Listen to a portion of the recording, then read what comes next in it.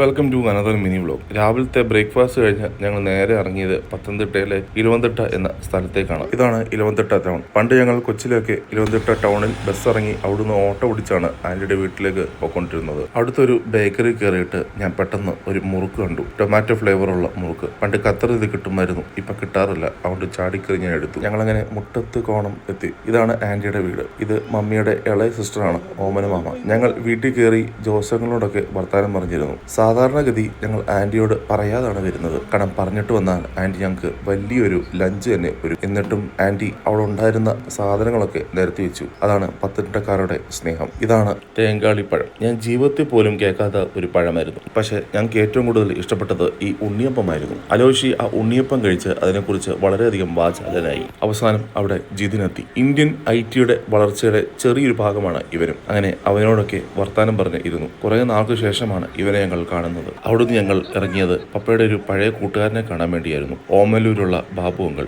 ഇത് ബാബു അങ്കിളിന്റെ മകന്റെ മോനാണ്. അങ്ങനെ അവനെയൊക്കെ കെട്ടിപ്പിടിച്ച് ഉമ്മ വെച്ചു അലോഷ്യസ്. അവിടെ വർത്താനം പറഞ്ഞ് കുറച്ചു നേരം. അങ്ങനെ ബാബു അങ്കിളിനോട് യാത്ര പറഞ്ഞ് ഞങ്ങൾ നേരെ മഞ്ഞാടിയിലേക്ക് പോയി. തിരുവല്ലയ്ക്ക് പോകുന്ന വഴിക്ക് ഞങ്ങൾ ഒരു റെസ്റ്റോറന്റ് നിർത്തി ഒരു ഊണ് കഴിക്കാമെന്ന് വിചാരിച്ചു. എന്നാൽ ഊണിന്റെ ഡിസിഷൻ മാറ്റി ഞങ്ങൾ ബിരിയാണിയിലേക്ക് പോയി. പക്ഷെ ആ ബിരിയാണി ഒരു ബാഡ് ഡിസിഷനാണെന്നാണ് പിന്നീടേക്ക് മനസ്സിലാക്കാൻ പറ്റിയത്. അങ്ങനെ ഞങ്ങൾ മഞ്ഞാടിയിലുള്ള സണ്ണിപ്പപ്പയുടെ വീട്ടിലെത്തി. മമ്മിയുടെ മൂത്ത ബ്രദറാണ് സണ്ണിപ്പപ്പ. അവിടെ വെച്ച് അലോഷ്യസ് മമ്മിയുടെ വേറൊരു കസിൻസുമായിട്ട് വർത്താനം പറഞ്ഞൊക്കെ നിന്നു. അവർക്ക് അലോഷ്യസ് പറയുന്നത് ഒന്നും മനസ്സിലാവുന്നില്ലായിരുന്നു. ഫുഡ് കഴിച്ച് വയറ് നിറഞ്ഞാണ്. പക്ഷെ എന്നാലും വൈകുന്നേരത്തെ ചായക്ക് കടി എന്തെങ്കിലും വാങ്ങിക്കണ്ടേ. ഞങ്ങൾ അങ്ങനെ മഞ്ഞാടിയിലുള്ള ജോയ്സസ് ബേക്കറി കയറി. അവരുടെ ക്രീം ബണ്ണും കോക്കനട്ട് ബണ്ണും നല്ലതാണെന്ന് കേട്ടു. അതൊക്കെ വാങ്ങിച്ച് ഞങ്ങൾ അവിടെ നിന്ന് കയറി. അപ്പം ശുഭദിനം, ഗുഡ് ബൈ.